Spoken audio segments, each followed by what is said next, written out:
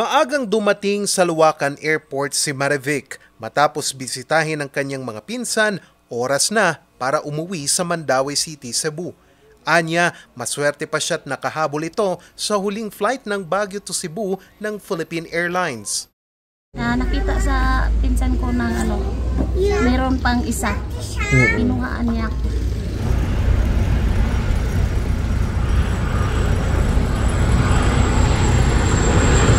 Kahapon, June 30, ang huling flight ng Cebu to Baguio ng Philippine Airlines kasunod ng anunsyo nitong pansamantalang ititigil ang flights ngayong tag-ulan. Pasado alas 10:30 ng umaga nang lumapag ang PAL Express RPC 5915, lulan ang 42 pasahero mula Mactan, Cebu International Airport. Halos 2 oras lang ang biyahe. Mabilis ito kumpara sa 6 na oras na biyahe mula Baguio to Manila at 1 oras at kalahati mula sa Naiya hanggang Cebu. Mas madali siya kasi naranasan ko ng mula San Juan hanggang Baguio. Mahaba na trip. Sa mga Pasko kasi, na yung naging problema is yung konti lang talaga nag-avail.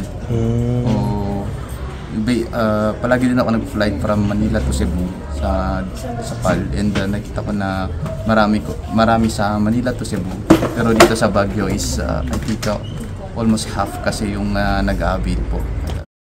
Habang wala munang biyahe, tinututukan pa rin ng Civil Aviation Authority of the Philippines Baguio Airport ang rehabilitasyon ng terminal. Nagkakahalaga ito ng higit 40 million pesos para sa Phase 1 at Phase 2 ng rehabilitasyon. Sinimulan na ang Phase 1 sa arrival at departure area at inaasang matatapos ito sa Oktubre. Ang Phase 2 naman ay ang rehabilitasyon ng iba pang mga opisina. Sa arrival natin, sir, mga 150. Kaya yung bagong arrival terminal natin. Then yung departure, 150 din. Maliban dito, plano rin ng DOTR na ayusin din ang bakod sa buong runway. Usually, hindi lang tao kasi ang tumatawid dyan kung sakaling magkaroon ng open sa mga fence natin. Usually, dogs, yun yung nakakadelikado rin sa mga dumarating na eroplano.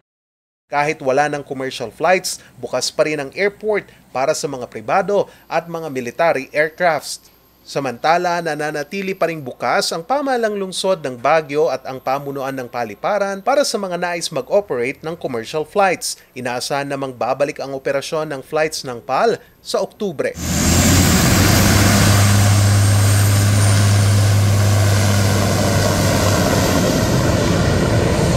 Charles Nicolimon para sa Luzon Headlines.